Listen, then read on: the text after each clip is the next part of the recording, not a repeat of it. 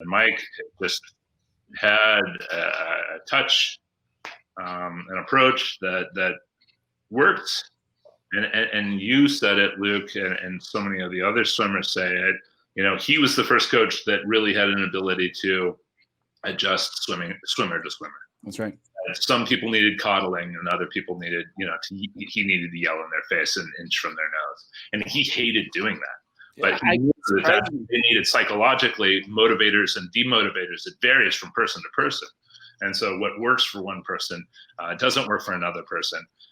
Coaches, great coaches like Eddie Reese, they have just been at it for so long that they know the personality that flourishes under there. And so just recruits that personality. And that's why Texas has a personality, right? Like all the other teams, they know, oh, that's a Stanford type swimmer, or that's a Texas type swimmer.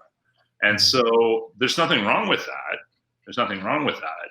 But Mike was the first guy that was able to change the way he coached person to person. I learned a lot from Mike. I mean, of course, Mike changed a lot of things, because my coach back home when I was 17, 18, we were we were experimenting a lot. Like when I came to Cal, I was swimming actually facing forward. What my coach did, I was wiggling a lot in freestyle. Mm-hmm. And to stop my wiggle, he made me swim with my head forward for a year. And it did stop me from wiggling, but it slowed me because I was pushing the water. But I still was the best junior time at the world at that time and everything.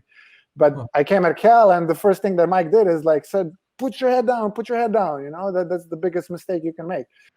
You guys heard about the 3 styles of freestyle.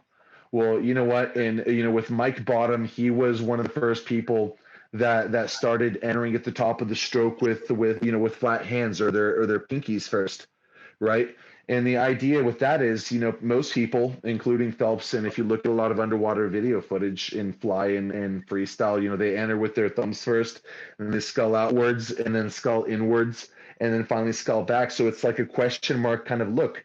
Whereas, it's like, well, that question mark, that outer part, like that's water and energy that you're throwing outward and then inward. But none of that is actually pushing water backward where you want to go. So, it seems so simple, but you cannot teach it and you can't push it on most athletes that have not established that anchor, where you plant your hand, that's where your hand needs to stay. And your body needs to move past your hand.